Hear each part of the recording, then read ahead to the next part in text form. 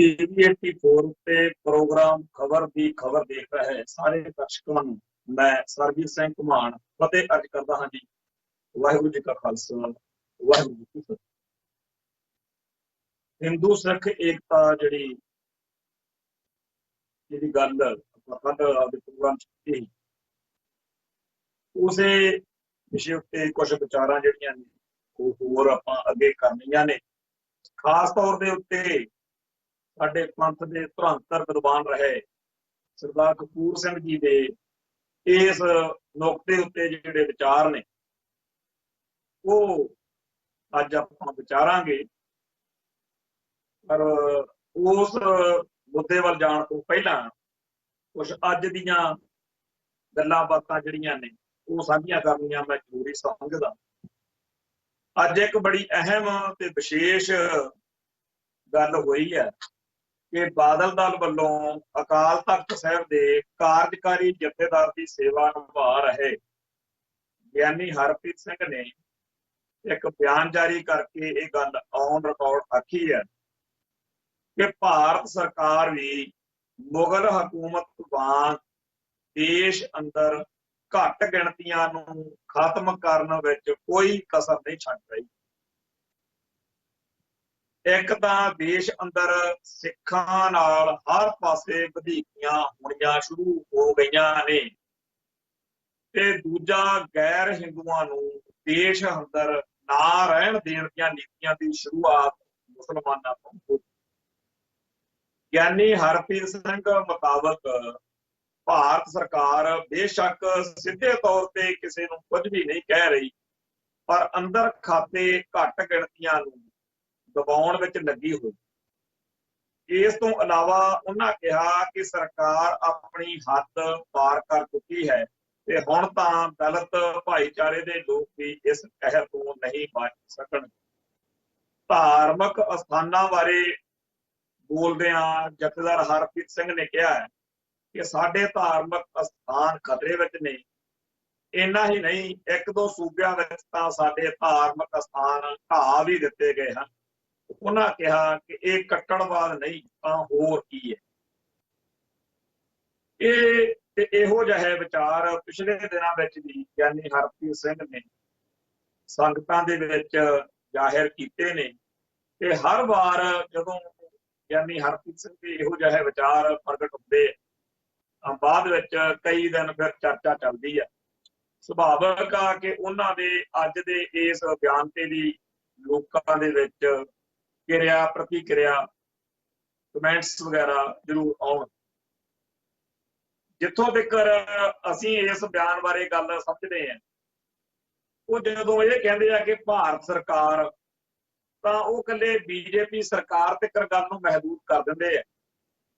ते मेरा ये मनना कि जदों अकाली दल वाले गल करते हैं कि 1984 दे विच जो कुछ साडे नाल वापरिया जां सिखां उत्ते जो जुल्म होए ने जो कांग्रेस पार्टी ने कीते, कांग्रेस की सरकार सी उन्होंने आम ये गल साडे मनां च वसाउण दे बादल दल वल्लों खास तौर पर यतन हुंदे आ बई सिखां उत्ते जो कुछ पिछले समय में होया ये सारा कांग्रेसी लीडरां ने कांग्रेस पार्टी ने कीता ते सरकार जिहड़ी सी क्योंकि कांग्रेस की हुंदी सी इस करके कांग्रेस ही जिम्मेदार।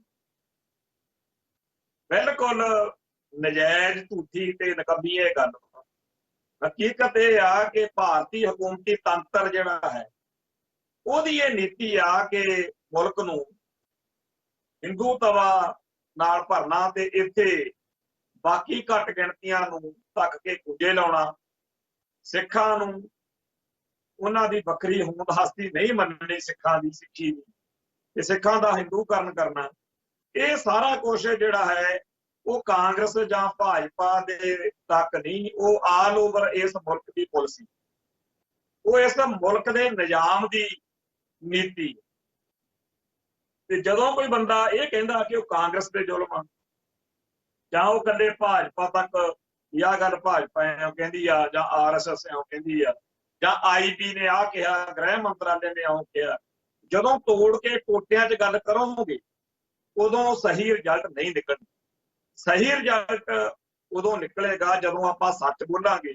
असल विच स्पष्ट ते ठोस सच्ची गल ये है कि भारती हकूमती तंत्र जिहड़ा कि असल विच हिंदू सामराज है, हिंदू सामराज ने सिੱਖੀ ਅਤੇ होरनां घट गिणतियां दीयां बोलियां, धर्मां, सभ्याचारां नूं मलिया मेट करन दा अहद कीता होया है ते ਉਹਦੇ तहत ही वो सारियां नीतियां पॉलिसीज़ ਜਿਹੜੀਆਂ ਚੱਲਦੀਆਂ ਤੇ इंडियन सिस्टम ਦੇ ਏਜੰਸੀ ਨੈਟਵਰਕ ਨੂੰ कोई ਬਹੁਤੀ ਕਾਹਲ नहीं। वो कहंदे कोई गल नहीं, हौली हौली इन्हां नूं असीं घड़े दी मच्छी वांगू खोरदे इस हालत में लै आवांगे कि ये आप ही कहण लग पैणगे कि असीं तां हिंदू। सो सिੱਖਾਂ बारे जिहड़ी गल 1947 तो पहला पंडित मदन मोहन मालवीय ने ज्ञानी शेर सिंह जी को कही। ज्ञानी शेर सिंह जी ने पूछा कि जिहड़े मुसलमान पाकिस्तान जाना चाहुंदे आ, जाण दित्ते जाण, आपां क्यों इन्ना ज़्यादा तरद्दुत करदे आ इत्थे इन्हां नूं रखण दे लई। तां ज्ञानी शेर सिंह नूं पंडित मदन मोहन मालवीय का यह कहना सी कि ज्ञानी जी, आप इन मुसलमानों की चिंता मत करो, इन मुसलमानों की मुसलमानी तो हम विद्या नीति में संशोधन करके निकाल दें। जिहड़ी विद्या नीति हुंदी है ये बड़ी खतरनाक चीज हुंदी है, पर भारती हकूमती तंत्र के गधी गेड़ विच फसे हुए सिखां नूं ना कल अकल आई सी ना अज आई है कि विद्या नीति राही किवें किसी धर्म के लोगों का हिंदूकरण किया जा सकता। जिहड़ा अज अपने घरां दे विच ब्राह्मणवाद बढ़िया होया, जिहड़ा अज कहंदे कहाउंदे गुरसिखां दे घरां दे विच भी वो कर्मकांड ते पखंड जिन्हां बारे साडा धर्म मना करदा, जिहड़ियां गल्लां तो गुरबाणी सानू रोकदी है, सिख रहत मर्यादा सानू रोकदी है, वो सारे कर्मकांड जदों असीं बड़ी मौज नाल करदे हैं तां उहदे पिछे असल विच भारती विद्या नीति है जिहड़ी एजुकेशन कली स्कूलों कालजां दीयां किताबां राहीं ही नहीं दित्ती जाती। जिहड़ा भारती मीडिया जिहड़े आ टैलीविजन ते सीरियल आउंदे आ इन्हां राहीं भी तुहाडे बच्चिआं नूं तुहाडी कौम नूं जिहड़ी एजुकेट किया जाता कि तुसीं आह चीज़ां ना करो। अज साडे विआह शादियां दे विच बहुत सारे इहो जिहे ढकौंसले आम आराम नाल कीते जांदे आ ते जे कोई टोके उल्टा उहनूं बड़ा माड़ा मन्निया जाता भी इहदे नाल की हो जाऊगा। बहुत इहो जिहे पखंड असीं करदे। कई विआहां ते जाईदा, मैरिज पैलेस कल्चर अजकल बड़ा हावी है, उत्थे जदों जाने आ तां मुंडे कुड़ी दे पहिलां ही वारमाला पवा दिंदे। सिखां दा विआह हुंदा, ये जिहड़ी ब्राह्मणवादियां दी एक रस्म आ भी वार दे माला पा दो ते फिर वो तुहाडा पति आ ते हुण तुहाडा विआह हो। हुण वारमाला दी रस्म तो बाद आनंद कारज दी कोई बाहली तुक नहीं रहिंदी ते जिहड़े लोक ने वो जे चाहण तां उन्ने नाल भी सार सकदे आ कि साडा जी हिंदू रीति अनुसार विआह हो। वैसे अपने पहला जिहड़े विआह रजिस्टर्ड होंदे रहे ने आनंद मैरिज एक्ट पास होने तो पहला उत्थे यही लिख के सानूं सर्टिफिकेट मिलदा सीगा कि साडा विआह हिंदू रीति अनुसार हो। सो जिहड़ा विआह आ, विआह मौके असीं हिंदू जिहड़े कर्म कांड ने वो बड़े अजकल करदे तां पहला भी सी पर हुण ज़्यादा वध गए क्योंकि भारती मीडिया ने साडे बच्चे बच्चियां नूं एजुकेट कर दिता हैगा कि आह काम करीए। हुण विआह शादियां मौके साडियां कुड़ियां औरतां बीबियां वो सारियां ओह पखंड वो कर्मकांड करन विच बाकियां नालों बूढ़े हुंदे। जिहड़ियां शहरनां ने पढ़ियां लिखियां ने ज़्यादा अपने आप नूं अपडेट समझदियां ने उन्हां नूं जे कोई टोक बैठे तां वो बंदे दा वो जो हशर करदियां ने साडियां बीबियां, वो मैनूं लगदा कि ब्राह्मण उस टाइम बड़ा खुश हुंदा हो बैठा कि आह देखो तुहाडीआं जनानियां नूं असीं तुहाडे धर्म दे दुश्मन बना दिता, हुण अड़ो सिੱਖो इन्हां दे लिए। इह आ हिंदू दा वो घातक हमला जिहनूं साडी कौम समझण विच नाकाम आ। किसी सिੱਖ औरत नूं ਇਹ समझाउणा कि आ ਜਿਹੜੇ ਤੁਸੀਂ ਕੱਪੜੇ ਪਾਉਂਦੀਆਂ ਵਾ ਇਹ ਜਿਹੜਾ ਤੁਸੀਂ बहुत सारा कुछ इहो जिहा रस्म रिवाज करदियां वा, ਇਹ सिੱਖी ਦੀਆਂ ਗੱਲਾਂ नहीं, ये तो ब्राह्मणवाद ਦੀਆਂ ਗੱਲਾਂ ने ਤੇ ਇਹ ਗੁਰੂ ਸਾਹਿਬ ਨੇ ਮਨਾ ਕੀਤੀਆਂ ਨੇ। ਮੈਂ ਕਹਿੰਦਾ ਵੀ ਕੰਧ 'ਚ ਟੱਕਰ ਮਾਰੀਏ ਜੇ ਸਿਰ ਆਪਣਾ ਨਾ ਪਾਟੇ ਕੰਧ ਨੂੰ ਸ਼ਾਇਦ ਸੂਰਜ ਵੀ ਆਪਾਂ ਮੰਨ ਸਕਦੇ। ਜੇ ਆਪਾਂ ਇਹ ਕਹੀਏ ਕਿ ਸੂਰਜ ਜਿਹੜਾ ਹੈ ਉਹ ਪੱਛਮ ਵੱਲੋਂ ਚੜ੍ਹਨ ਲੱਗ ਜੂ, ਇਹ ਹੋ ਸਕਦਾ। ਪਰ ਕਿਸੇ ਸਿੱਖ ਔਰਤ ਨੂੰ ਜਿਹੜੀ ਵਿਆਹ ਸ਼ਾਦੀ ਮੌਕੇ ਪੁੱਠੇ ਚੱਜਾਂ ਦੀ ਝੰਡਾ ਬਰਦਾਰ ਹੁੰਦੀ ਆ, ਰਿਸ਼ਤੇਦਾਰਾਂ ਦੇ ਵਿੱਚ ਕੋਈ ਨਾ ਕੋਈ ਇਹੋ ਜਿਹੀ ਜ਼ਰੂਰ ਹੁੰਦੀ ਹੈ ਜਿਹੜੀ ਸਭ ਤੋਂ ਸਿਆਣੀ, ਪੜ੍ਹੀ ਲਿਖੀ ਤੇ ਬੜੀ ਉਹ ਕੈਂਟਰ ਸਮਝੀ ਜਾਂਦੀ ਹੈ, ਉਹ ਕਿਸੇ ਨੂੰ ਗੱਲ ਨਹੀਂ ਆਉਣ ਦਿੰਦੀ। ਕਹਿੰਦੇ ਕਹਾਉਂਦੇ ਗੁਰਸਿੱਖ ਦੀ ਦਾੜੀ ਜਿਹੜੀ ਹੈਗੀ ਆ ਉਹਨੂੰ ਉਹ ਐ ਫੜਨ ਤੱਕ ਜਾਂਦੀ ਆ ਵੀ ਤੂੰ ਮੈਨੂੰ ਕਿੱਥੇ ਟੋਕ। ਹੁਣ ਇਹ ਜਿਹੜੀਆਂ ਇਹੋ ਜਿਹੀਆਂ ਬੀਬੀਆਂ ਨੇ, ਇਹਨਾਂ ਦੇ ਨਾਲ ਕਈ ਇਹੋ ਜਿਹੇ ਸੁੱਖ ਨਾਲ ਪੜ੍ਹੇ ਲਿਖੇ ਵਿਦਵਾਨ ਸਮਝੇ ਜਾਂਦੇ, ਬੜੇ ਕਹਿੰਦੇ ਅਸੀਂ ਬ੍ਰੌਡ ਮਾਈਂਡਡ ਆ, ਅਸੀਂ ਓਪਨ ਮਾਈਂਡਡ ਆ, ਤੁਸੀਂ ਤਾਂ ਕੱਟੜਵਾਦ ਦੇ ਹੋ। ਮਤਲਬ ਜਿਹੜਾ ਬੰਦਾ ਸਿੱਖੀ ਦੇ ਵਿੱਚ ਪਰਪੱਕ ਰਹਿਣ ਦਾ ਹੋਕਾ ਦੇਵੇ ਉਹਨੂੰ ਕੱਟੜਵਾਦੀ, ਤੇ ਜਿਹੜਾ ਬੰਦਾ ਕਵੇ ਕਿ ਪੁੱਠੇ ਸਿੱਧੇ ਚੱਜ ਕਰਨੇ ਚਾਹੀਦੇ ਆ ਤੇ ਜਨਾਨੀਆਂ ਜਿਹੜੀਆਂ ਔਰਤਾਂ ਜਿਹੜੀਆਂ ਬੀਬੀਆਂ ਜਿਹੜੀਆਂ ਨੇ ਜੋ ਪੁੱਠੇ ਸਿੱਧੇ ਬ੍ਰਾਹਮਣਵਾਦੀ ਕਰਮਕਾਂਡ ਕਰਦੀਆਂ ਨੇ ਵੀ ਉਹਨਾਂ ਦੀ ਹਮਾਇਤ ਕਰਨੀ ਚਾਹੀਦੀ ਆ, ਉਹ ਫਿਰ ਬਰੌਡ ਮਾਈਂਡਡ ਆ ਤੇ ਵਧੀਆ। ਤੇ ਸਿੱਤਮ ਦੀ ਗੱਲ ਇਹ ਆ, ਕਹਿਰ ਵਾਲੀ ਗੱਲ ਇਹ ਆ ਕਿ ਸਾਰੇ ਵਿਆਹ ਦੇ ਵਿੱਚ ਹਰ ਉਹ ਬੰਦਾ ਜਿਹੜਾ ਸਿੱਖੀ ਦੇ ਨਜ਼ਰੀਏ ਅਨੁਸਾਰ ਠੀਕ ਆ ਉਹਨੂੰ ਸਭ ਤੋਂ ਵੱਧ ਭੰਡਿਆ ਜਾਂਦਾ। ਉਹਨੂੰ ਇਉਂ ਲੱਗਦਾ ਵੀ ਪਤਾ ਨਹੀਂ ਮੈਂ ਕਿੱਡਾ ਗੁਨਾਹ ਕਰ।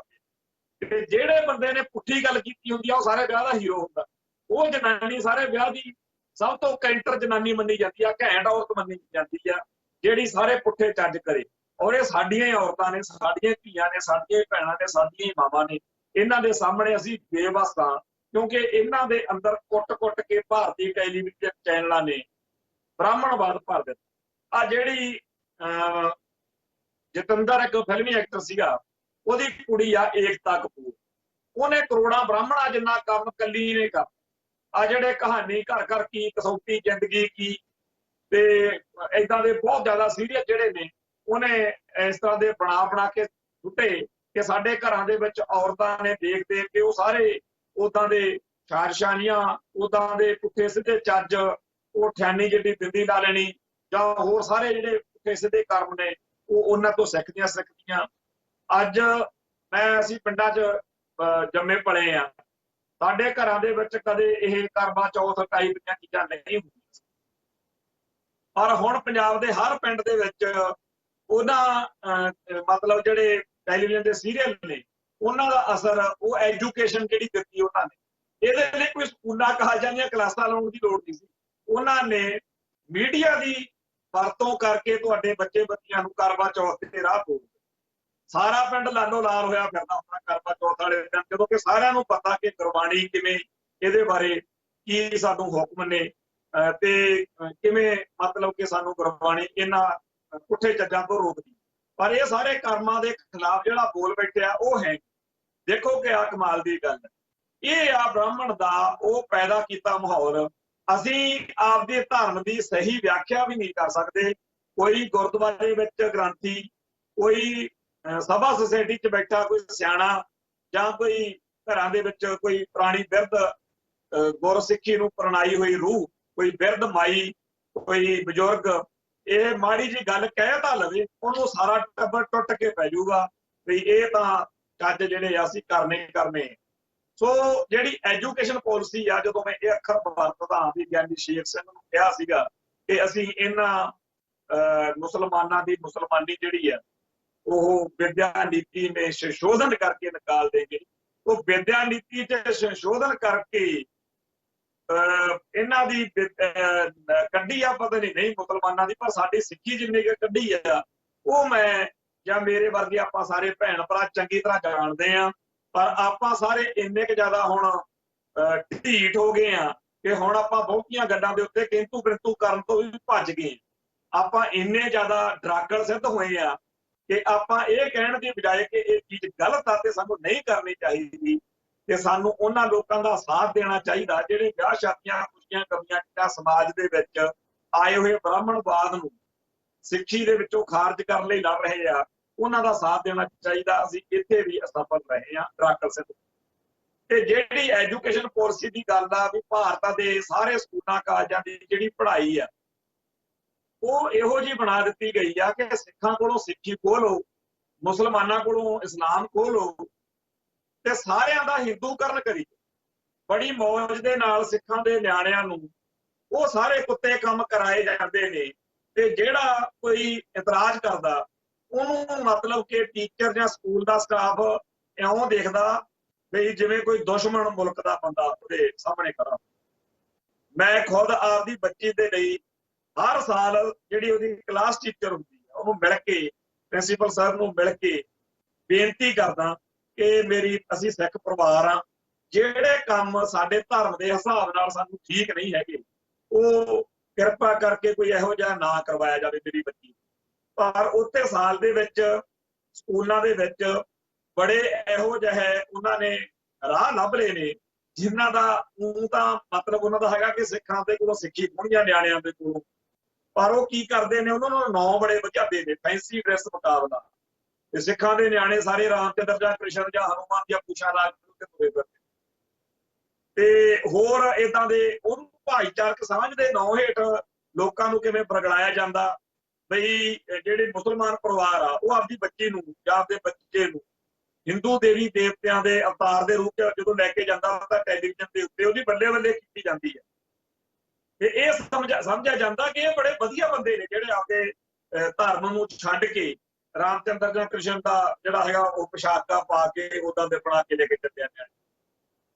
ਸਿੱਖਾਂ ਦੇ ਵਿੱਚੋਂ ਜਿਹੜੇ ਸਿੱਖਾਂ ਦੇ ਨਿਆਣੇ ਉਹ ਮਾਪੇ ਫਿਰ ਵਧੀਆ ਮਾਪੇ ਮੰਨੇ ਜਾਂਦੇ ਨੇ ਜਿਹੜੇ ਆਪਦੇ ਧਰਮ ਦੇ ਉਲਟ ਪੁੱਠੇ ਸਿੱਧੇ ਕੰਮ ਕਰਨ ਨੂੰ ਸਹਿਮਤ ਹੋ ਜਾਣ।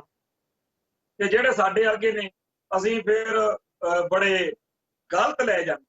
ਹੁਣ ਇਹ ਕਿੰਨਾ ਕੁ ਟਾਈਮ ਸਾਡੀ ਗੱਲ ਚੱਲੂਗੀ ਇਹ ਤਾਂ ਪਤਾ ਨਹੀਂ, ਪਰ ਭਾਰਤ ਵਿੱਚ ਰਹਿ ਕੇ, ਪੰਜਾਬ ਦੇ ਵਿੱਚ ਰਹਿ ਕੇ, ਅੰਮ੍ਰਿਤਸਰ ਦੇ ਵਿੱਚ ਰਹਿ ਕੇ ਜੇ ਮੈਨੂੰ ਜਾਂ ਮੇਰੇ ਵਰਗੇ ਹੋਰ ਸਿੱਖਾਂ ਨੂੰ ਇਹ ਡਰ ਲੱਗਣ ਲੱਗ ਪਿਆ ਵੀ ਸਾਡੀ ਅਗਲੀ ਪੀੜ੍ਹੀ ਜਿਹੜੀ ਆ ਉਹ ਕੀ ਆਪਦੇ ਧਰਮ ਨਾਲ, ਆਪਦੀ ਬੋਲੀ ਨਾਲ, ਆਪਦੇ ਸੱਭਿਆਚਾਰ ਨਾਲ ਜੁੜੀ ਰਹਿ ਸਕੂਗੀ ਕਿ ਨਹੀਂ, ਇਹ ਉਸ ਹਿੰਦੂ ਇੰਡੀਆ ਦੀ ਉਹ ਖਤਰਨਾਕ ਚਾਲ ਆ ਜਿਹਦਾ ਸਾਡੇ ਮਨਾਂ ਦੇ ਉੱਤੇ ਅੱਜ ਪੂਰਾ ਇੱਕ ਖਦਸ਼ਾ ਜਿਹੜਾ ਹੈ, ਇੱਕ ਡਰ ਜਿਹੜਾ ਹੈ ਉਹ ਛਾਇਆ ਹੋਇਆ।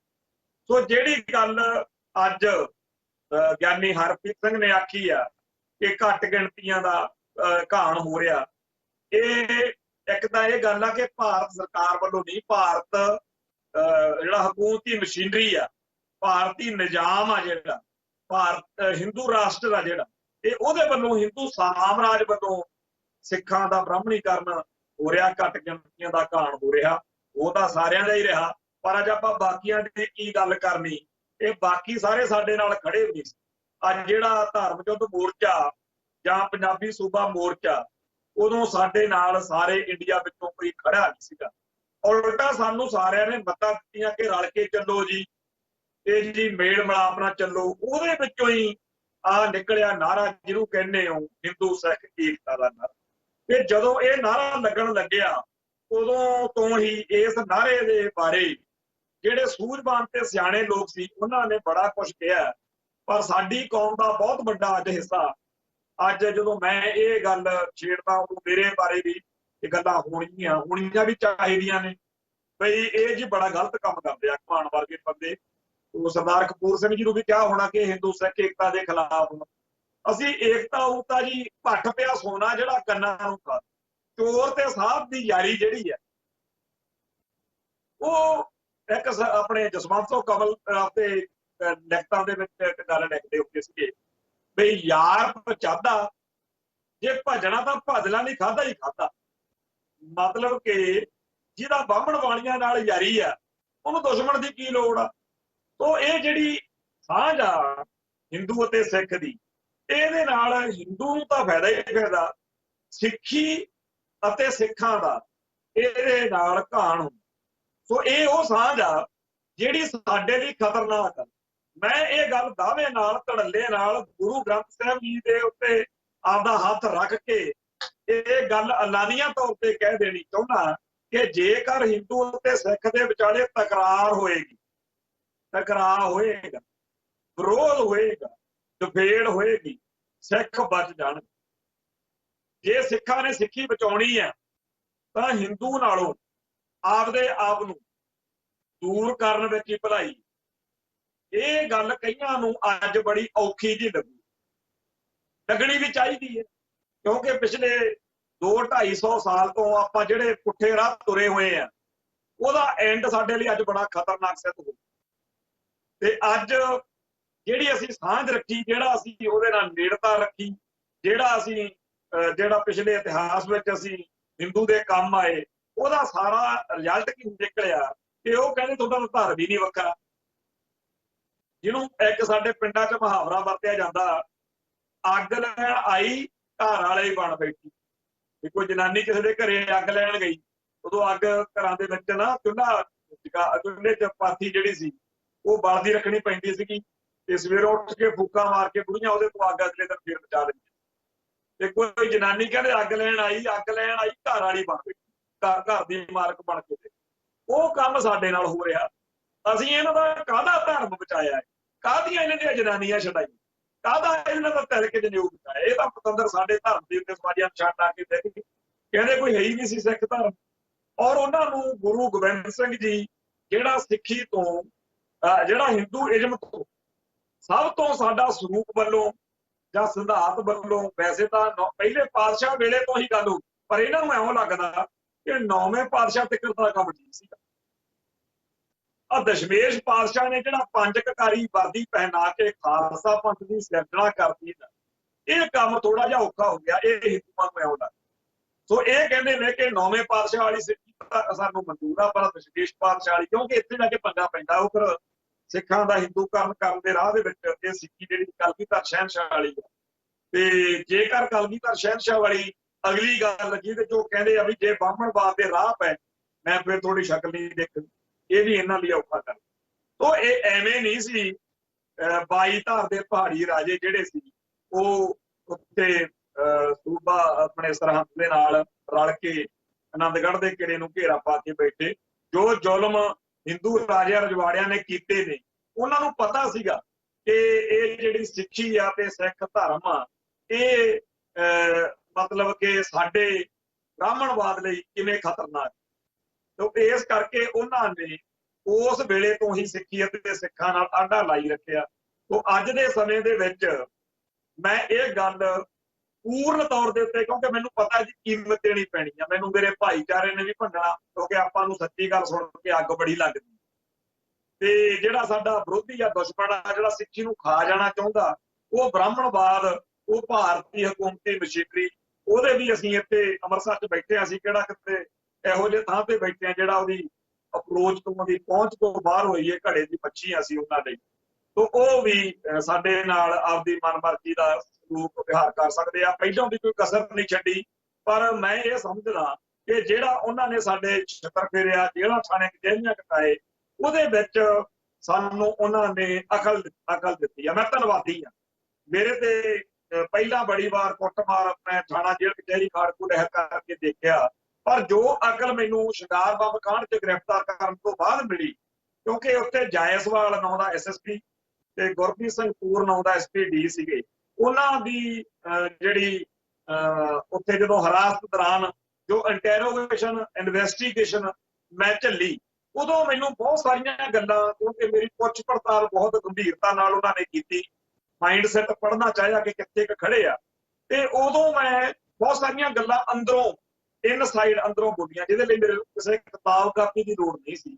ਮੈਨੂੰ ਅੰਦਰੋਂ ਪਹਿਲੀ ਵਾਰ ਅਹਿਸਾਸ ਹੋਇਆ ਕਿ ਬਹੁਤ ਕੁਝ ਪਿਛਲੇ 25-30 ਸਾਲ 40 ਸਾਲ ਦਾ ਜਿਹੜਾ ਮੇਰਾ ਸੰਘਰਸ਼ ਦਾ ਸਫ਼ਰ ਆ, ਉਹਦੇ ਵਿੱਚੋਂ ਮੈਂ ਸਿੱਖਿਆ। ਤੇ ਉਹਦੇ ਵਿੱਚੋਂ ਹੀ ਇਹ ਗੱਲ ਮੇਰੇ ਜੇਲ੍ਹ ਵਿੱਚ ਅੰਦਰ ਵਸੀ, ਔਰ ਜੇਲ੍ਹ ਦੇ ਵਿੱਚ ਲੱਭੇ ਮੈਂ ਆਪਦੇ ਚੱਕੀ ਦੇ ਵਿੱਚ ਪਰਿਵਾਰ ਨੂੰ ਕਹਿ ਕੇ ਜਿਹੜਾ ਚਾਰਟ ਹੁੰਦੇ ਆ, ਚਾਰਟ ਪੇਪਰ, ਉਹ ਮੰਗਾਇਆ, ਸਕੈਚ ਪੈਨ ਮੰਗਾਏ, ਔਰ ਮੈਂ ਆਪਦੀ ਚੱਕੀ ਦੇ ਵਿੱਚ ਇਹ ਲਿਖ ਕੇ ਉੱਤੇ ਲਾਇਆ ਕਿ ਜੇ ਸਿੱਖਾਂ ਨੇ ਤੇ ਸਿੱਖੀ ਨੇ ਬਚਣਾ, ਜੇ ਸਿੱਖੋ ਬਚਣਾ ਸਿੱਖ ਬ੍ਰਾਹਮਣਵਾਦ ਤੋਂ, ਹਿੰਦੂਇਜ਼ਮ ਤੋਂ, ਤਾਂ ਹਿੰਦੂ ਤੋਂ, ਹਿੰਦੂ ਧਰਮ ਗ੍ਰੰਥਾਂ ਤੋਂ, ਹਿੰਦੂ ਤੀਰਥ ਸਥਾਨਾਂ ਤੋਂ, ਤੇ ਉਹ ਸਾਰੀ ਚੀਜ਼ ਜਿਹੜੀ ਹਿੰਦੂਇਜ਼ਮ ਨਾਲ ਜੁੜਦੀ ਆ, ਉਹਦੇ ਤੋਂ ਬਚ ਕੇ ਰਹੋ। ਜਿਵੇਂ ਲਿਖਿਆ ਹੁੰਦਾ ਨਾ, ਬੀਵੇਅਰ ਆਫ ਡੌਗਸ, ਵੀ ਕੁੱਤਿਆਂ ਤੋਂ ਬਚ ਕੇ ਰਹੋ।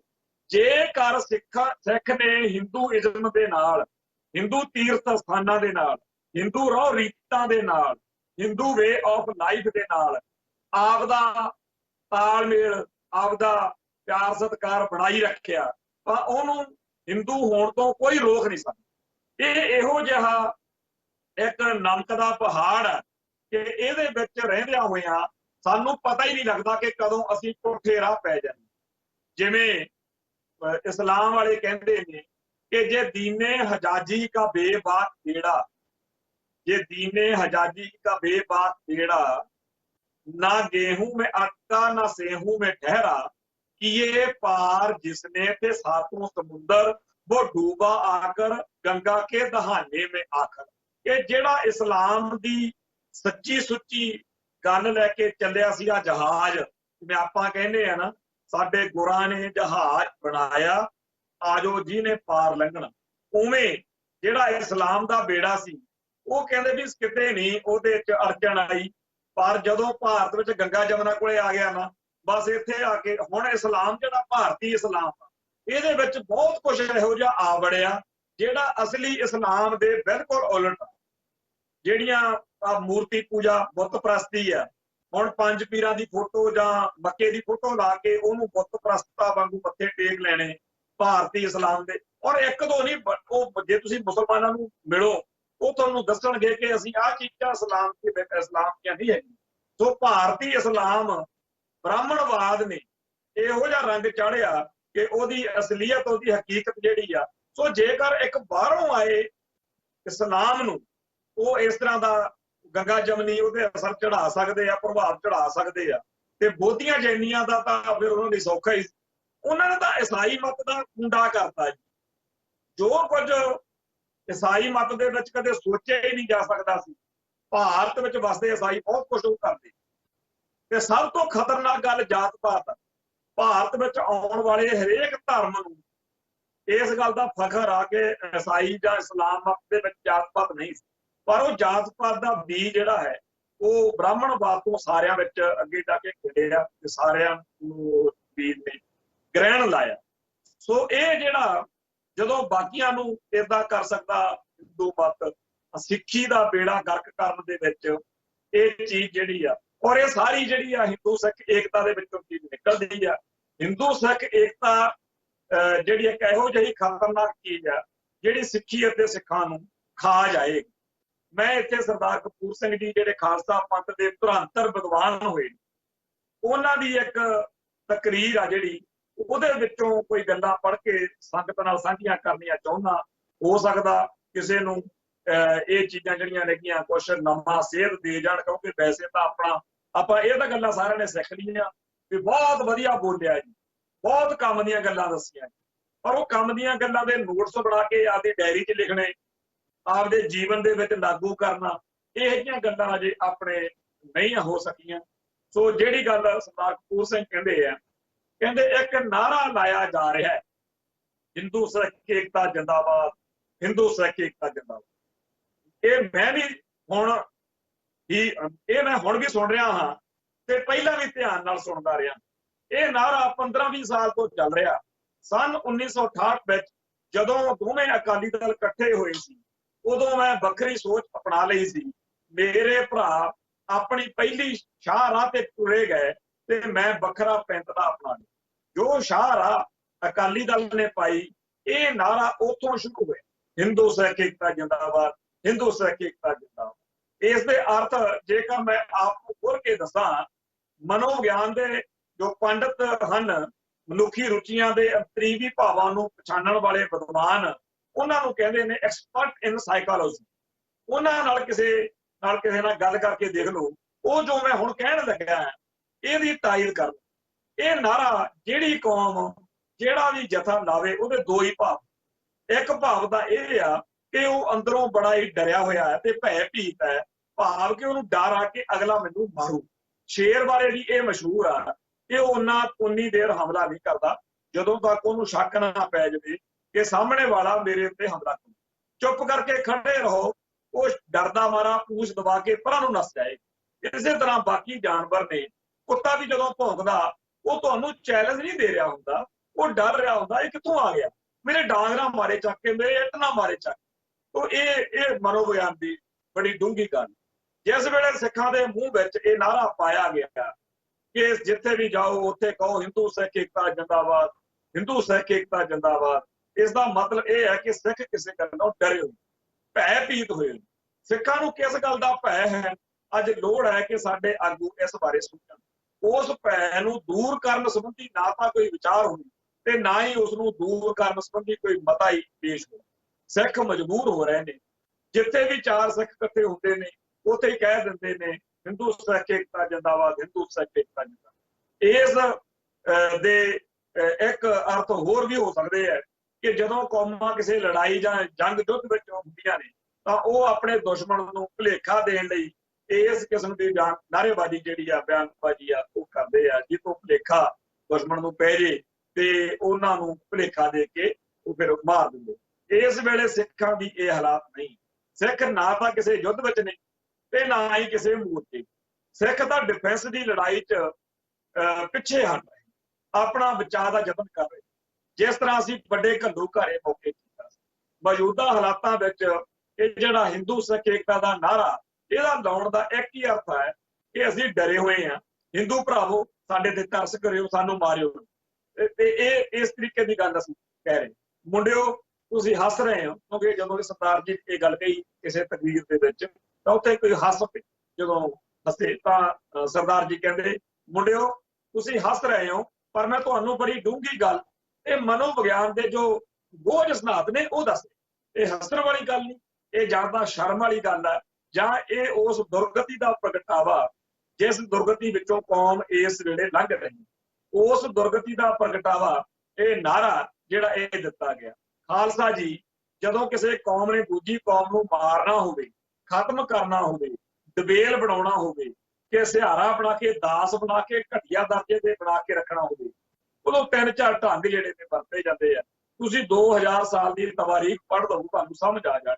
ਪਹਿਲਾ ਢੰਗ ਇਹ ਹੈ ਕਿ ਵਿਰੋਧੀ ਕੌਮ ਦੇ ਜੋ ਸਿਰ ਕੱਢ ਲੀਡਰ ਨੇ, ਜੋ ਸੱਚੀ ਗੱਲ ਕਰਦੇ ਨੇ, ਜਿਹੜੇ ਡਰਦੇ ਨਹੀਂ ਅਤੇ ਆਪਣੀ ਗੱਲ ਨਿਸ਼ਕਪਟ ਤਰੀਕੇ ਨਾਲ ਖੁੱਲ੍ਹ ਕੇ ਕਰਦੇ ਨੇ, ਉਹੋ ਜਿਹੇ 2-4 ਪੜ੍ਹ ਲਓ ਤੇ ਉਹਨਾਂ ਨੂੰ ਖਤਮ ਕਰ ਦਿਓ। ਜਿਵੇਂ ਆਪਣੀ ਕੌਮ ਦੇ ਵਿੱਚ, ਇਹ ਮੇਰੇ ਸ਼ਬਦ ਨੇ, ਸਰਦਾਰ ਜੀ ਦੇ ਸ਼ਬਦ ਨੇ ਜਿਹੜੇ ਮੈਂ ਬੋਲ ਰਿਹਾ ਹਾਂ, ਜਿਵੇਂ ਆਪਣੀ ਕੌਮ ਦੇ ਵਿੱਚੋਂ ਸੰਤ ਭਿੰਡਰਾਂ ਵਾਲਿਆਂ ਨੂੰ, ਭਾਈ ਬਰੀਕ ਸਿੰਘ ਹੋਣਾ ਨੂੰ ਤੇ ਹੋਰ ਬਹੁਤ ਸਾਰਿਆਂ ਨੂੰ ਸ਼ਹੀਦ ਕੀਤਾ। ਅੱਗੇ ਉਹ ਸਰਦਾਰ ਜੀ ਦੇ ਬੋਲਦੇ, ਮੁਗਲਾਂ ਨੇ ਗੁਰੂ ਸਾਹਿਬਾਨ ਦੇ ਖਿਲਾਫ ਜੋ ਹਰਬਾ ਵਰਤਿਆ, ਜਿਵੇਂ ਕਿ ਸ਼੍ਰੀ ਗੁਰੂ ਤੇਗ ਬਹਾਦਰ ਸਾਹਿਬ ਜੀ ਨੂੰ ਕਤਲ ਕਰਨ ਦਾ ਤੇ ਸ਼੍ਰੀ ਗੁਰੂ ਅਰਜਨ ਸਾਹਿਬ ਜੀ ਨੂੰ ਸ਼ਹੀਦ ਕਰਨ ਦਾ, ਉਹ ਇਹੀ ਤਰੀਕਾ ਸੀ ਕਿ ਸਿੱਖਾਂ ਦੇ ਆਗੂ ਜਦੋਂ ਖਤਮ ਹੋ ਜਾਣਗੇ ਤਾਂ ਨਾ ਤਾਂ ਇਹਨਾਂ ਨੂੰ ਕੋਈ ਅਗਵਾਈ ਦੇ ਸਕੇਗਾ ਤੇ ਨਾ ਹੌਸਲਾ ਦੇਣ ਵਾਲਾ ਰਹੇਗਾ ਤੇ ਇਹ ਦਬੜੂ ਘੁਸੜੂ ਜੇ ਬਣ ਕੇ ਰਹਿ ਜਾਣਗੇ। ਇਹ ਕੇਵਲ ਮੁਗਲਾਂ ਨੇ ਨਹੀਂ ਵਰਤਿਆ, ਸਗੋਂ ਸੰਸਾਰ ਉੱਤੇ ਹਮੇਸ਼ਾ ਚੱਲਦਾ ਆਇਆ। ਜਦੋਂ ਵੀ ਕੋਈ ਵਿਦਰੋਹ ਉੱਠਦਾ ਹੈ ਤਾਂ ਪਹਿਲਾਂ ਲੀਡਰਾਂ ਨੂੰ ਫੜਿਆ ਜਾਂਦਾ।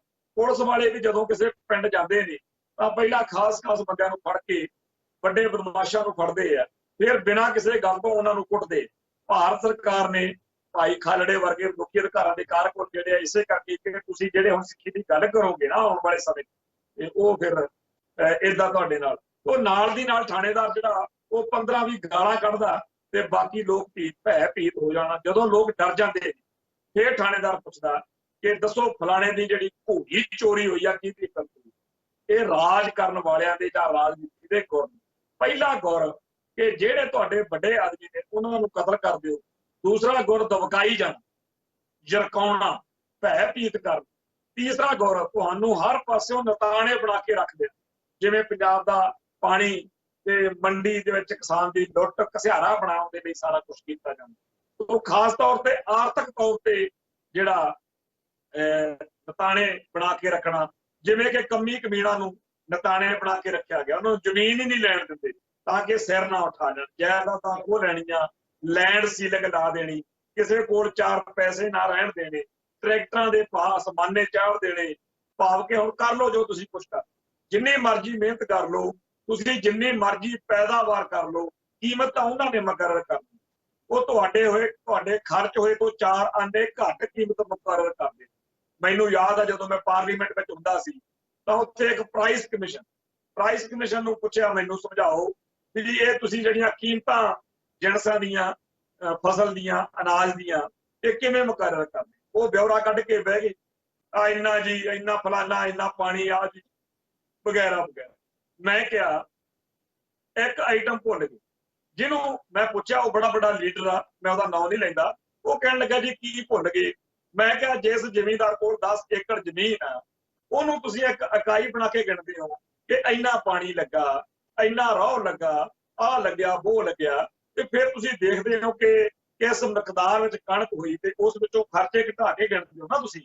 तुसीं इह आइटम विच नहीं पाई कि एक मण कणक पैदा करन दे लई घर दे कम से कम 5 जी चाहीदे। एक आदमी होवे जो हल वाह लैंदा होवे, एक मुंडा होवे जिहड़ा नाल उहदा साथ देवे, एक मजहबी कामे दे साथ दी लोड़ पैंदी आ, दो घर दे बच्चे चंगे तगड़े चाहीदे ने, जो गाइयां मईयां नूं पट्ठे पाउण ते घर विच एक नौं चाहीदी आ, जो गाइयां मईयां नूं संभाले ते बाहर कामिਆਂ ਨੂੰ ਰੋਟੀ ਪਕਾ ਕੇ ਲਿਜਾਵੇ। ਇਹ ਸਾਰੇ ਸਾਲ ਭਰ ਲੱਗੇ ਰਹਿਣ, ਜਿਨ੍ਹਾਂ ਦੇ ਇਹਨਾਂ ਦੇ ਜਿਹੜੇ ਖਰਚ ਨੇ ਇਹ ਵੀ ਮਤਲਬ ਜਿਹੜੇ ਨੇ ਇਹ ਸਾਲ ਭਰ ਲੱਗੇ ਰਹਿਣ ਤੇ ਫਿਰ ਵਾਢੀ ਅਤੇ ਬਿਜਾਈ ਦੇ ਸਮੇਂ ਬਾਹਰੋਂ ਕਾਮੇ ਵੀ ਲੈਣੇ ਪੈਂਦੇ, ਜਿਨ੍ਹਾਂ ਦੇ ਖਰਚ ਵਿੱਚ ਪਾਉਣੇ ਚਾਹੀਦੇ। ਉਹ ਮੈਨੂੰ ਕਹਿੰਦਾ ਜੀ ਆਪकी बात हमने समझी। ਮੈਂ ਕਿਹਾ ਇਹਨੂੰ ਮੈਂ ਫੇਰ ਦੁਹਰਾਉਂ, ਇਹ ਜਿਹੜੇ 5 ਵਿਅਕਤੀ ਸਾਲ ਭਰ ਕੰਮ ਕਰਦੇ ਨੇ ਇਹਨਾਂ ਦੀ ਮਿਹਨਤ ਮਜ਼ਦੂਰੀ ਵੀ ਵਿੱਚ ਪਾਓ। जवाब आया, अच्छा ये आप कह रहे हैं, उन्हें काम तो करना ही होया, उन्हें काम तो करना ही होया, वो खेत है तो उनका तो काम तो करेंगे। सो मैं गल नूं लंबा नहीं पाउंदा खालसा जी, मैं लंबी गल नूं संकोच के खत्म कर देना चाहुंदा क्योंकि वक्त काफी लंबा हो गया। ये कौम नूं मारन दे ढंग ने, एक नवां ढंग कौमां नूं मारन दा निकलिया जो अजे साडे ते अजमाइश उन्हां ने नहीं कीती, ਉਹਨੂੰ ਕਹਿੰਦੇ ਨੇ ਜੈਨੋਸਾਈਡ, ਭਾਵ ਕਿ ਕੁੱਲ ਨਾਸ਼। ਵੈਸੇ ਇਹ ਜਦੋਂ ਸਰਦਾਰ ਜੀ ਨੇ ਗੱਲ ਕਹੀ ਉਹ ਦਿਨ ਤਾਂ ਨਹੀਂ ਸੀ, ਪਰ ਜੂਨ 84 ਤੇ ਨਵੰਬਰ 84 ਦੇ ਬਾਅਦ ਵਿੱਚ ਸਾਡਾ ਕਤਲੇਆਮ ਜਿਹੜਾ ਉਸ ਸਮੇਂ ਤੱਕ ਲਗਾਤਾਰ ਹੋਇਆ, ਉਹ ਜੈਨੋਸਾਈਡ ਵੀ ਸਾਡੇ ਤੇ ਵਰਤ ਲਿਆ। ਉਹ ਮਾਰਨ ਦਾ ਢੰਗ ਅਹਿਮਦ ਸ਼ਾਹ ਅਬਦਾਲੀ ਤੇ ਲਖਪਤ ਰਾਏ ਨੇ ਸਾਡੇ ਤੇ ਵਰਤਿਆ ਸੀ, ਤੇ ਜਿੰਨੇ ਵੀ ਸਿਕੜੇ ਨੇ ਇਹਨਾਂ ਨੂੰ ਇਕੱਠੇ ਕਰਕੇ ਮਾਰ ਦਿਓ। ਇੰਦਰਾ ਤੇ ਰਾਜੀਵ ਗਾਂਧੀ ਨੇ ਫਿਰ ਸਾਡੇ ਨਾਲ ਇਹ ਕੁਛ ਕੀਤਾ, ਜਿਵੇਂ ਕੀੜਿਆਂ ਦੇ ਭੌਣਾ ਤੇ ਭੌਣ ਖਤਮ ਕਰ ਦਿੱਤੇ ਜਾਣ। ਇਹੋ ਢੰਗ ਯੂਰਪ ਵਿੱਚ ਹਿਟਲਰ ਨੇ ਯਹੂਦੀਆਂ ਖਿਲਾਫ ਵਰਤਿਆ, ਇਹ ਢੰਗ ਉਹਨਾਂ ਨੇ ਅਜੇ ਸਾਡੇ ਤੇ ਵਰਤਿਆ ਨਹੀਂ। ਪਰ ਇਹ ਸਰਦਾਰ ਕਪੂਰ ਸਿੰਘ ਜੀ ਦੀ ਜਿਹੜੀ ਪੇਸ਼ੀ ਹੋਈ ਸੀ ਇਹ ਸਹੀ ਸਿੱਧ ਹੋਈ। ਸੋ ਤਿੰਨੋਂ ਚਾਰੇ ਢੰਗ ਕਿਸੇ ਨਾ ਕਿਸੇ ਰੂਪ ਵਿੱਚ ਸਿੱਖਾਂ ਖਿਲਾਫ ਵਰਤ ਲਏ ਗਏ ਨੇ। ਖਾਲਸਾ ਜੀ ਤੁਸੀਂ ਸਾਰੇ ਬੁੱਧੀਜੀਵੀ ਬੈਠੇ ਹੋ, ਥੋੜਾ ਬੀਜ ਰੂਪ ਵਿੱਚ ਗਿਆਨ ਦਾ ਆਕਾਰ ਪੁਰਖ ਨੇ ਸਾਰਿਆਂ ਨੂੰ ਦਿੱਤਾ ਹੋਇਆ। ਜਿੱਥੇ ਜ਼ਿੰਦਗੀ ਮੌਤ ਦਾ ਸਵਾਲ ਹੋਵੇ ਉੱਥੇ ਬਹੁਤੀ ਵਿਦਿਆ ਜਾਂ ਕਿਤਾਬਾਂ ਪੜ੍ਹਨ ਦੀ ਲੋੜ ਨਹੀਂ ਪੈਂਦੀ। ਇਹ ਗੱਲ ਤਾਂ ਹਰੇਕ ਨੂੰ ਸਮਝ ਪੈ ਹੀ ਜਾਂਦੀ ਹੈ ਕਿ ਕਿਸ ਗੱਲ ਨਾਲ ਮੈਂ ਜਿਉਂਦਾ ਤੇ ਕਿਸ ਗੱਲ ਨਾਲ ਮੈਂ ਮਰਦਾ, ਬਸ ਜਰਾ ਕੁ ਸੋਚਣ ਦੀ ਲੋੜ ਹੁੰਦੀ ਹੈ। ਬਾਕੀ ਤਿੰਨਾਂ ਢੰਗਾਂ ਵਿੱਚੋਂ ਕਿਹੜਾ ਢੰਗ ਆ ਜਿਹੜਾ ਅਜੇ ਤੱਕ ਵਰਤਿਆ ਨਹੀਂ ਗਿਆ ਜਾਂ ਵਰਤਿਆ ਜਾ ਨਹੀਂ ਰਿਹਾ? ਤੁਸੀਂ ਚੁੱਪ ਕਰਕੇ ਬੈਠੇ ਹੋ ਤੇ ਮਤੇ ਪਾਸ ਕਰੀ ਜਾਂਦੇ ਹੋ। ਤੁਸੀਂ ਜਿਣਸਾਂ ਦੇ ਗਣਤ ਵਿੱਚ ਉਲਝੇ ਹੋ, ਚੰਡੀਗੜ੍ਹ ਨੂੰ ਪੰਜਾਬ ਦੇ ਨਾਲ ਰਲਾਉਣ ਦੀ ਗੱਲ ਕਰਦੇ ਹੋ, 1100 ਕਰੋੜ ਮੰਗਣ ਦੀ ਗੱਲ ਕਰਦੇ ਹੋ, ਕੁਝ ਪਿੰਡਾਂ ਨੂੰ ਕੱਢਣ ਤੇ ਪਾਉਣ ਦੀ ਗੱਲ ਕਰਦੇ ਹੋ, ਜਦੋਂ ਜ਼ਿੰਦਗੀ ਤੇ ਮੌਤ ਦਾ ਸਵਾਲ। ਜੇਕਰ ਮਰ ਗਏ ਤਾਂ ਫਿਰ ਕੀ ਗੱਲ ਜਿਉਂਦੇ ਰਹਿਣ। ਦਸ਼ਮ ਪਾਤਸ਼ਾਹ ਦਾ ਜੋ ਪ੍ਰਧਾਨੀ ਖਾਲਸਾ ਹੈ ਉਹ ਤੋਂ ਬਿਨਾਂ ਜੇਕਰ ਜਿਉਂਦੇ ਰਹਿ ਵੀ ਗਏ ਉਹ ਨਾਲੋਂ ਤਾਂ ਅੱਜ ਮਰ ਜਾਣਾ ਪਏ। ਨਿਰੰਕਾਰੀਆਂ ਦੀ ਗੱਲ ਚੱਲਦੀ ਹੈ, ਤੁਸੀਂ ਦੇਖਦੇ ਹੋ ਕਿਸੇ ਨੂੰ ਮਖੌਲ ਕਰਕੇ ਉਹਦੀ ਅਣਖ ਤੇ ਉਹਦਾ ਜੋ ਸਵੈਮਾਨ ਆ ਖਤਮ ਕਰ ਦੇਣਾ, ਇਹ ਵੀ ਆਦਮੀ ਨੂੰ ਜਾਂ ਕੌਮਾਂ ਨੂੰ ਮਾਰ ਦੇਣ ਦਾ ਤਰੀਕਾ। ਇਸ ਤਰ੍ਹਾਂ ਕਮੀਆਂ ਕਮੀਣਾਂ ਦੀਆਂ ਨੋਹਾਂ ਧੀਆਂ ਦੀ ਕੋਈ ਬੇਇੱਜ਼ਤੀ ਕਰੇ ਤਾਂ ਉਹ ਵਿਚਾਰੇ ਕਰ ਤਾਂ ਕੁਝ ਸਕਦੇ ਨਹੀਂ। ਵੱਖਰੀ ਗੱਲ ਆ ਕਿ ਪਿੰਡ ਦੇ ਲੋਕ ਕਹਿਣ ਕਿ ਨਾ ਭਾਈ ਤੇ ਭੈਣਾਂ ਧੀਆਂ ਸਭ ਦੀਆਂ ਸਾਡੀਆਂ ਸਾਂਝੀਆਂ, ਇਹ ਗਰੀਬ ਨੇ, ਇਹ ਕੀ ਕਰਨ, ਉਹ ਅੱਖਾਂ ਨੀਵੀਆਂ ਪਾ ਕੇ ਚੱਲਦੇ। ਇਸੇ ਤਰ੍ਹਾਂ ਖਾਲਸਾ ਜੀ ਜਦੋਂ ਸਾਡੇ ਗੁਰੂ ਸਾਹਿਬਾਨ ਅਤੇ ਸਾਡੇ ਧਰਮ ਦੀਆਂ ਇਹਨਾਂ ਨੇ ਨਕਲਾਂ ਲਾ ਕੇ ਹੱਸਣਾ ਸ਼ੁਰੂ ਕਰ, ਇਹਨਾਂ ਨੂੰ ਕਰੋੜਾਂ ਰੁਪਏ ਕਿੱਥੋਂ ਮਿਲੇ? ਸਾਡੇ ਦੇਖਦਿਆਂ ਹੀ ਦੇਖਦਿਆਂ ਕਿੰਨੇ ਇਹਨਾਂ ਨੇ ਭਵਨ ਉਸਾਰ ਲਏ। ਉਹਨੇ ਤਾਂ ਕਰੋੜ ਦੀ ਸੰਖਿਆ ਵਾਲੀ ਸਿੱਖ ਕੌਮ ਗੁਰਦੁਆਰੇ ਨਹੀਂ ਉਸਾਰ ਸਕੇ ਅਤੇ ਇਹਨਾਂ ਦੇ ਮਿਸ਼ਨ ਸਥਾਪਿਤ ਹੋ ਗਏ। ਕਦੇ ਇਹ ਬੈਠ ਕੇ ਸੋਚੋ ਤਾਂ ਸਹੀ ਇਹ ਕੀ ਹੋ ਰਿਹਾ ਜੋ ਖਾਲਸਾ ਪੰਥ ਨੂੰ ਤਬਾਹ ਕਰਨ ਦੇ ਲੱਗਿਆ। ਇਸ ਰੋਗ ਨੂੰ ਖਤਮ ਕਰਨ ਦਾ ਇਲਾਜ ਨਹੀਂ ਕਿ ਅਵਤਾਰ ਬਾਣੀ ਜਪਤ ਕਰ ਲਓ ਜਦ ਉਹ ਬਾਣੀ ਨੂੰ ਪੜ੍ਹਦਾ ਕੌਣ, ਉਹਨੂੰ ਜਾਣਦਾ ਕੋ, ਪੜ੍ਹੀ ਕਿਵੇਂ? ਗੱਲ ਵਿੱਚੋਂ ਕੁਝ ਉਹਦੇ ਮਗਰ ਜੋ ਭੇਤ ਆ ਉਹ ਭੇਤ ਨੂੰ ਸਮਝਣ ਦੀ ਲੋੜ ਆ। ਉਹ ਕਹਿੰਦੇ ਨੇ ਕਿ ਹਮ ਕਿਆ ਕरें, हम तो सेकुलर हैं, उनका अपना धर्म है, वो अपना धर्म का प्रचार करें, तुम वहां क्यों जाते हो? मैं छोटा जिहा सवाल ਦੱਸਦਾ ਸਾਰਿਆਂ ਨੂੰ। ਨਾਗਾਲੈਂਡ ਵਿੱਚ ਅੰਗਰੇਜ਼ ਨੇ ਆਉਣ ਤੋਂ ਪਹਿਲਾਂ ਉਹਨਾਂ ਦਾ 60-70% ਦੀ ਆਬਾਦੀ ਈਸਾਈ ਬਣ ਤੇ ਉੱਥੇ ਉਹ ਬੜੇ ਚੰਗੇ ਬੜੇ ਬੁੱਧੀਵਾਨ ਈਸਾਈ ਬਣੇ। ਮੈਂ ਆਪ ਦੇਖੇ ਜਾ ਕੇ, ਨੰਗੇ ਨਾਂਗੇ ਹੋਗੇ ਨਹੀਂ ਹੈਗੇ, ਬੜੇ ਪੜ੍ਹੇ ਲਿਖੇ ਤੇ ਬੜੇ ਗੋਰੇ ਰੰਗ ਦੇ ਨੇ, BA MA ਪਾਸ ਕੁੜੀਆਂ ਉਹਨਾਂ ਦੀਆਂ ਪੜ੍ਹੀਆਂ ਲਿਖੀਆਂ ਟਿਪ ਟਿਪ ਕਰਦੀਆਂ ਫਿਰਦੀਆਂ। 60-70% ਦੀ ਆਬਾਦੀ ਵਾਲੇ ਈਸਾਈਆਂ ਨੇ ਵਿਧਾਨ ਵਿੱਚ ਲਗਵਾ ਲਿਆ ਕਿ ਸਾਡੀ ਜ਼ਬਾਨ ਜਿਹੜੀ ਅੰਗਰੇਜ਼ੀ। ਜਿਸ ਵੇਲੇ ਦਿੱਲੀ ਵਾਲਿਆਂ ਨੇ ਰਾਜ ਕਰ ਲਿਆ ਉਹਨਾਂ ਨੇ ਇਸ ਸਮੱਸਿਆ ਦਾ ਹੱਲ ਲੱਭਣ ਦੀ ਕੋਸ਼ਿਸ਼ ਕੀਤੀ। ਇਹਦਾ ਹੱਲ ਇੱਕੋ ਯਾਰ ਦੁਬਾਰਾ ਹਿੰਦੂ ਬਣ। ਲੱਖਾਂ ਲੋਕੀ ਮੇਰੀ ਗੱਲ ਨੂੰ ਸੁਣ ਰਹੇ, ਇਹ ਕੋਈ ਅੱਤ ਕਥਨੀ ਨਹੀਂ, ਸੱਚ ਹੈ। ਉਹਨਾਂ ਨੇ ਜਿਸ ਵੇਲੇ ਕਿਹਾ ਕਿ ਇਹਨਾਂ ਈਸਾਈਆਂ ਨੂੰ ਦੁਬਾਰਾ ਹਿੰਦੂ ਕਿਵੇਂ ਬਣਾਇਆ ਜਾਵੇ, ਬੈਠ ਕੇ ਵਿਚਾਰ ਹੋਈ ਤਾਂ ਫੈਸਲਾ ਹੋਇਆ कि रामा कृष्णा मिशन वालियां नूं कहे वो उत्ते जाण ते हिंदू धर्म का प्रचार कर। उन्होंने रामा कृष्णा मिशन नूं कहा ਅਸੀਂ हर साल 2 करोड़ रुपये ਤੁਹਾਨੂੰ ਦਿਆਂਗੇ, ਜੇ ਲੋੜ ਪਈ ਤਾਂ ਹੋਰ ਵੀ ਦੇ ਤੁਸੀਂ ਉੱਥੇ ਜਾ ਕੇ ਪ੍ਰਚਾਰ ਕਰੋ। ਉਹ ਪੜ੍ਹੇ ਲਿਖੇ ਆਦਮੀ ਸੀ ਤੇ ਉਹਨਾਂ ਨੇ 2 ਮਹੀਨੇ ਸੋਚ ਵਿਚਾਰ ਕਰਕੇ ਜਵਾਬ ਦਿੱਤਾ ਕਿ ਇਹ ਕੰਮ ਸਾਡੇ ਕਰਦਾ ਨਹੀਂ, ਅਸੀਂ ਤਾਂ ਪ੍ਰਚਾਰ ਧਰਮ ਦਾ ਕਰਦੇ ਹਾਂ ਤੇ ਉਹ ਇਸ ਤਰ੍ਹਾਂ ਪ੍ਰਚਾਰ ਧਰਮ ਪ੍ਰਵਰਤਨ ਅਸੀਂ ਇਸ ਤਰ੍ਹਾਂ ਨਹੀਂ ਕਰ ਸਕਦੇ, ਅਸੀਂ ਤਾਂ ਧਰਮ ਦਾ ਪ੍ਰਚਾਰ ਕਰਕੇ ਆਪਣੇ ਧਰਮ ਦੇ ਉੱਚੇ ਗੁਣਾਂ ਦਾ ਜਿਹੜਾ ਹੈਗਾ ਉਹਨਾਂ ਪ੍ਰਤੀ ਲੋਕਾਂ ਨੂੰ ਪ੍ਰਭਾਵਿਤ ਕਰਦੇ। ਫਿਰ ਖਾਲਸਾ ਜੀ ਉਹਨਾਂ ਨੇ ਇਹ ਗੱਲ ਆਰੀਆ ਸਮਾਜ ਦੇ ਜਿੰਨੇ ਉਦੋਂ ਉਹਨਾਂ ਨੂੰ 2 ਕਰੋੜ ਮਿਲਦੇ ਸੀ, ਹੁਣ 20 ਕਰੋੜ ਜਾਂ ਪਤਾ ਨਹੀਂ ਕਿੰਨੇ ਮਿਲਦੇ ਨੇ। ਆਰੀਆ ਸਮਾਜ ਦੇ ਪ੍ਰਚਾਰਕ ਇੰਗਲੈਂਡ ਵਿੱਚ ਫਿਰਦੇ ਨੇ ਤੇ ਉਹਨਾਂ ਨੂੰ ਕਿੰਨੀ ਕੁ ਕਾਮਯਾਬੀ ਹੋਈ ਆ ਮੈਂ ਨਹੀਂ ਕਹਿ ਸਕਦਾ। ਕਾਨੂੰਨ ਕੀ ਸਾਡੇ ਲਈ ਹੀ ਨਹੀਂ, ਉਹਨਾਂ ਲਈ। ਹੁਣ ਇੱਕ ਐਕਟ ਬਣਿਆ ਜਿਹਨੂੰ ਅਜੇ ਰਾਸ਼ਟਰਪਤੀ ਦੀ ਇਜਾਜ਼ਤ ਨਹੀਂ ਮਿਲੀ, ਐਕਟ ਆ ਇੰਡੀਅਨ ਰਿਲੀਜੀਅਸ ਪ੍ਰੋਟੈਕਸ਼ਨ ਐਕਟ, ਭਾਵ ਜਿਹੜਾ ਪੁਰਾਣਾ ਸਨਾਤਨ ਧਰਮ ਆ ਨਾ ਕਦੇ ਉਹਦੀ ਰੱਖਿਆ ਵਾਸਤੇ ਉਹ ਬਣਾ ਕੇ ਅਗਰ ਕੋਈ ਹਿੰਦੂ ਵਿਅਕਤੀ ਆਪਦੇ ਧਰਮ 'ਚ ਲਿਆਉਣਾ ਚਾਹਵੇ ਤਾਂ ਦੱਸਿਆ ਜਾ ਸਕੇ ਕਿ ਇਹ ਕਾਨੂੰਨੀ ਜਿਹੜੀ ਗੱਲ ਹੈ ਗਲਤ ਹੈ। ਇਹ ਵੈਸੇ ਕਾਨੂੰਨ ਹੁਣ ਨਹੀਂ ਰਿਹਾ, ਹੁਣ ਤਾਂ ਬਹੁਤ ਜ਼ਿਆਦਾ ਔਖਾ ਕਰ ਕਿ ਇਹ ਸੈਕੂਲਰਿਜ਼ਮ, ਇਹ ਜਿਹੜੇ ਗੁਰਬਚਨ ਸਿੰਘ ਤੇ ਹੋਰ ਟਟਪੂੰਜੀਏ ਜਦੋਂ ਇਹ ਗੁਰੂ ਸਾਹਿਬਾਨ ਦਾ ਮਾਣ ਕਰਦੇ ਨੇ, ਸਾਰੇ ਸਿੱਖਾਂ ਦਾ ਮੂੰਹ ਚੜਾਉਂਦੇ ਨੇ, ਇਹ ਉਸ ਕੌਮ ਨੂੰ ਮਜ਼ਾਕ ਕਰਦੇ ਨੇ ਜਿਹਨੇ ਕਿ ਪੰਜਾਬ ਤੇ ਰਾਜ ਕੀਤਾ, ਪਠਾਣਾ ਤੇ ਤੁਰਕਾਂ ਨੂੰ ਭਾਜੜਾਂ ਪਾਈਆਂ ਤੇ ਅੰਗਰੇਜ਼ਾਂ ਨਾਲ ਉਹ ਤਹਿਲਕਾ ਮਚਾਇਆ ਕਿ 100 ਸਾਲ ਕੰਬਦੇ ਰਹੇ। ਬਹੁਤਾ ਸਮਾਂ ਨਹੀਂ, ਮੈਂ ਇਸ ਗੱਲ ਨੂੰ ਵਧਾਉਂਦਾ ਨਹੀਂ। ਜੇ ਮੈਂ ਪਹਿਲਾਂ ਬੋਲਦਾ ਤਾਂ ਮੈਂ ਤੁਹਾਡੇ ਨਾਲ ਬਹੁਤ ਲੰਮੀਆਂ ਚੌੜੀਆਂ ਗੱਲਾਂ ਕਰਨੀਆਂ ਸੀ, ਹੁਣ ਮੈਂ ਮੁਕਾਉਣਾ। ਸਿਰਫ ਇੰਨੀ ਗੱਲ ਕਹਿ ਕਿ ਉਹਨਾਂ ਨੂੰ ਜੋ ਸਾਡੇ ਮਹਾਨ ਆਗੂ ਨੇ ਕਿ ਤੁਸੀਂ ਵੀ ਜਿਹੜਾ ਸਾਰਾ ਪੰਥ ਇਕੱਠਾ ਹੋਇਆ, ਮੈਂ ਤੁਹਾਨੂੰ ਮੁਬਾਰਕਬਾਦ ਦਿੰਦਾ। ਤੁਹਾਡੇ ਵਿੱਚੋਂ ਜੋ ਦਸ਼ਮੇਸ਼ ਪਾਤਸ਼ਾਹ ਨੇ ਅਗਨੀ ਪ੍ਰਜਵਲਨ ਕੀਤੀ ਆ, ਜੇ ਬੁਝੀ ਨਹੀਂ ਉਹ ਮੌਜੂਦ ਆ, ਇਹ ਵੱਡੀ ਗੱਲ। ਇਹ ਆਸ ਤੇ ਟਿਕੇ ਰਹੋ ਕਿ ਕਿਸੇ ਸਮੇਂ ਦਸ਼ਮੇਸ਼ ਪਾਤਸ਼ਾਹ ਆ ਕੇ ਤੁਹਾਡੀ ਰੱਖਿਆ ਕਰਨਗੇ, ਕੋਈ ਐਸਾ ਚਮਤਕਾਰ ਦਿਖਾਉਣਗੇ। ਇਹਨਾਂ ਮੁਸੀਬਤਾਂ ਤੁਸੀਂ ਕਰ ਗਏ ਹੋ, ਉਹਨਾਂ ਚੋਂ ਗੁਰੂ ਆਪ ਤੁਹਾਡਾ ਛੁਟਕਾਰਾ ਕਰਾਵੇਗਾ। ਤੇ ਮੈਂ ਦੂਜਾ ਸਵਾਲ ਪੁੱਛਦਾ ਤੇ ਕਹਿਣਾ ਵੀ ਸਾਰੇ ਮਤੇ ਜਿਹੜੇ ਪਾਸ ਕੀਤੇ ਚੰਗੇ, ਕਿਸੇ ਮਤੇ ਨਾਲ ਮੈਂ ਅਸਹਿਮਤ ਨਹੀਂ, ਪਰ ਇਹ ਮੈਂ ਨਹੀਂ ਕਹਿੰਦਾ ਕਿ ਫਲਾਣੇ ਮਤੇ ਤੇ ਮੈਂ ਵਿਰੋਧ। ਬੜੇ ਸੋਹਣੇ ਮਤੇ ਪਾਸ ਹੋਏ ਆ, ਇਹਨਾਂ ਦੀ ਕੋੜਤਾ ਤਾਂ ਹੈ ਹੀ, ਕਿਉਂਕਿ ਐਸਾ ਕੋਈ ਮਤਾ ਨਹੀਂ ਜੋ ਸਿੱਖਾਂ ਦੇ ਵਿਰੁੱਧ ਹੋਵੇ। ਪਰ ਇਹਨਾਂ ਤੋਂ ਮੈਂ ਪੁੱਛਦਾ ਜਿਹੜਾ ਅਸਲੀ ਮਤਾ, ਇੱਕ ਮਤਾ ਬੁਨਿਆਦੀ ਮਤਾ, ਸਿੱਖ ਇਸ ਕੜਿੱਕੀ 'ਚ ਫਸੇ ਹੋਏ ਨੇ, ਜਿਹੜੀ ਕੜਿੱਕੀ ਸਿੱਖਾਂ ਦਾ ਸਰਬਨਾਸ਼ ਕਰਨ ਦੇ ਸਬਬ, ਜਿਹੜੀ ਕੜਿੱਕੀ ਨੇ ਸਿੱਖਾਂ ਦੀ ਸੰਘੀ ਘੁੱਟ ਕੇ ਉਹਨਾਂ ਦਾ ਸਾਹ ਨੱਕ ਤੱਕ ਲਿਆਂਦਾ, ਉਸ ਕੜਿੱਕੀ ਤੋਂ ਛੁਟਕਾਰਾ ਪਾਉਣ ਲਈ ਤੁਹਾਡੇ ਕੋਲ ਕੋਈ ਹਾਲ ਚਾਲ, ਕੋਈ ਚਾਲ, ਕੋਈ ਖਿਆਲ, ਕੋਈ ਮਤਾ ਹੈ? ਬਸ ਇਹੋ ਪ੍ਰਸ਼ਨ ਪੁੱਛ ਕੇ ਮੈਂ ਤੁਹਾਡੇ ਤੋਂ ਆਗਿਆ ਲੈਣੀ ਚਾਹੁੰਦਾ। ਵਾਹਿਗੁਰੂ ਜੀ ਕਾ ਖਾਲਸਾ, ਵਾਹਿਗੁਰੂ ਜੀ ਕੀ ਫਤਿਹ। ਇਹ ਜਿਹੜੀ ਤਕਰੀਰ ਸਰਦਾਰ ਕਪੂਰ ਸਿੰਘ ਜੀ ਦੀ ਹੈ, ਇਹ ਸਾਨੂੰ ਸਾਡੇ ਅੱਜ ਦੇ ਪ੍ਰੈਜ਼ੈਂਟ ਟੈਂਸ ਬਾਰੇ, ਅੱਜ ਦੀ ਕੜਿੱਕੀ ਬਾਰੇ, ਜਿਹੜੀ ਕੜਿੱਕੀ ਸਾਡਾ ਸਰਬਨਾਸ਼ ਕਰ ਸਕਦੀ ਹੈ, ਉਹ ਭਾਰਤੀ ਹਕੂਮਤੀ ਤੰਤਰ, ਉਹਦੇ ਬਾਰੇ ਤੇ ਉਹਦੇ ਵੱਲੋਂ ਵਰਤੇ ਜਾ ਰਹੇ ਢੰਗਾਂ ਬਾਰੇ, ਸਾਡੇ ਉੱਤੇ ਚੱਲੀਆਂ ਜਾ ਰਹੀਆਂ ਚਾਲਾਂ ਬਾਰੇ ਬੜੇ ਵਿਸਥਾਰ ਦੇ ਨਾਲ ਸੌਖੀ ਪੰਜਾਬੀ 'ਚ ਦੱਸਦੀ ਆ। ਮੈਂ ਆਪਦੀ ਕੌਮ ਦੇ ਸਾਹਮਣੇ ਹੱਥ ਬੰਨ੍ਹ ਕੇ ਬੇਨਤੀ ਕਰਦਾ ਕਿ ਇਹ ਸਰਦਾਰ ਕਪੂਰ ਸਿੰਘ ਜੀ ਵਰਗੇ ਵਿਦਵਾਨਾਂ ਦੀਆਂ ਲਿਖਤਾਂ, ਇਹਨਾਂ ਦੀਆਂ ਤਕਰੀਰਾਂ, ਇਹਨਾਂ ਤੋਂ ਕੁਝ ਸਮਝੋ। ਸਮੱਸਿਆ ਅੱਜ ਪਿਛਲੇ 50 ਸਾਲ 'ਚ ਅੱਗੇ ਨਾਲੋਂ ਵਧੀ ਹੈ, ਘਟੀ ਨਹੀਂ ਹੈ। ਅੱਜ ਸਾਡਾ ਹੋਰ ਜ਼ਿਆਦਾ ਹਾਲ ਮਾੜਾ, ਹੋਰ ਜ਼ਿਆਦਾ ਭੈੜਾ ਹਾਲ ਹੁੰਦਾ ਜਾ ਰਿਹਾ। ਆਓ ਰਲ ਮਿਲ ਕੇ ਉਸ ਸਮੱਸਿਆ ਦੇ ਨਾਲ ਲੜੀਏ, ਆਓ ਰਲ ਮਿਲ ਕੇ ਕੌਮ ਦੀ ਵਿਗੜੀ ਹੋਈ ਸਵਾਰੀਏ। ਇੰਨੀਆਂ ਬੇਨਤੀਆਂ ਪ੍ਰਵਾਨ ਕਰਿਓ, ਫਿਰ ਦਰਸ਼ਨ ਕਰਾਂਗੇ। ਨਾਨਕ ਨਾਮ ਚੜ੍ਹਦੀ ਕਲਾ, ਤੇਰੇ ਭਾਣੇ ਸਰਬੱਤ ਦਾ ਭਲਾ। ਵਾਹਿਗੁਰੂ ਜੀ ਕਾ ਖਾਲਸਾ, ਵਾਹਿਗੁਰੂ ਜੀ।